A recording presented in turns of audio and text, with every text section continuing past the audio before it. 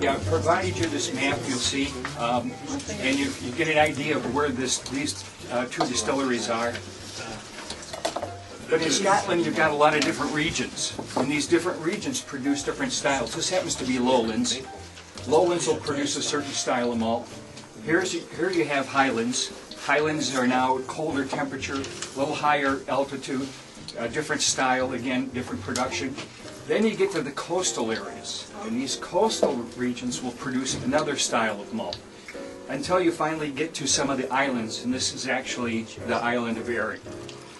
You'll notice here, pure by nature, that's kind of their tagline.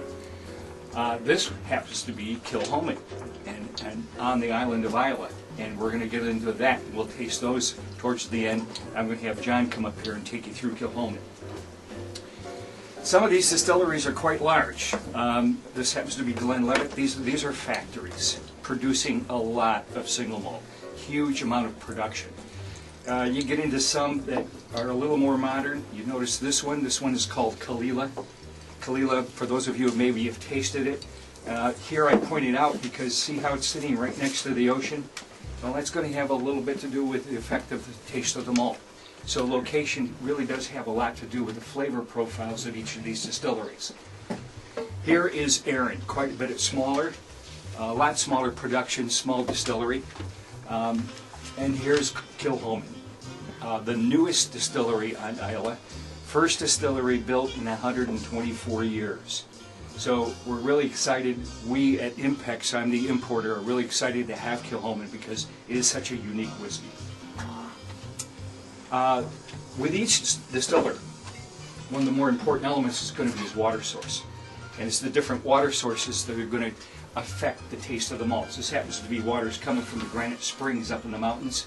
Well, here you're going to get a lot more minerally content. As compared to this water source, you see the heather growing on the side, a little more floweriness, softer waters. The water begins to create and flavor your single malt. That's where it starts. And the water sources are guarded vehemently by the distillers because it becomes really important as to these sources. This happens to be the water source at Arran. Again, as they say, pure by nature. The burns are up in the mountains. Well, single malt has to be pot distilled. That's Scottish law. Those of you who are into single malt and enjoy it probably already know this, but I'm going to cover some of this stuff for you anyhow very quickly. Pot distillation is the only way that you can produce single malt. Interesting enough, there is one other category in the world that requires pot distillation. It happens to be down in France. Anybody want to venture a guess what it might be? You know you can't. Cognac. Cognac, you got it. Cognac has to be pot distilled. And pot distillation is where you get all your unique flavors. This is where the Stillman really comes in, and John's going to talk a little bit about that. This is the technique and the skill of that Stillman that's creating each of these malts that you're tasting. So what they're going to do is single malt has to be made from barley. They're going to take barley, they're going to soak it. They basically put it in these big tubs called saline tubs. They're going to take that water, they're going to pour it on top of the barley, and what happens, the barley starts to grow. It actually starts to sprout. And it's the sprouting action that's now converting starch into sugar. And it's that fermentable sugar that we're looking for. Once they get it to a certain point then, we're going to have to dry it, because now we have this wet, soggy barley. It's all sprouted out. You've got to dry it. And each of these regions are going to have a different drying process. Some of the regions will do drying over gas fires. Gas fires won't impart any flavor component into the grain, so it's going to stay fairly neutral. As you move up into the highlands, these guys will now use these coal fires. And coal fires actually wind up roasting or toasting your grain. Do we have any beer makers here? Anybody make beer? Yeah? Well, beer makers know if you want dark beer, what do you use? You use the roasted grain. That's part of the formula. Similar with the Highlanders. So the end result is we get bigger profile. It gets bigger, it's gutsier, heavier, creamier, if you will. And that's where some of that style comes from.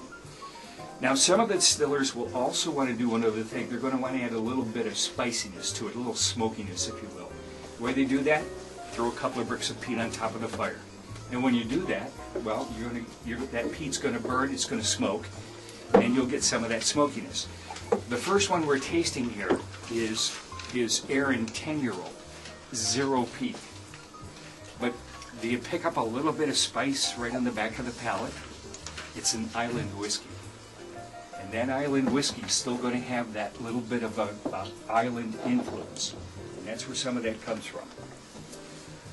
Now, what would be interesting now, we're not going to rush anybody through this, but to taste the next one is the same malt, 14 years old, and see what the extra age of wood or aging does for the malt, to do it side by side. So, we ready for the next one?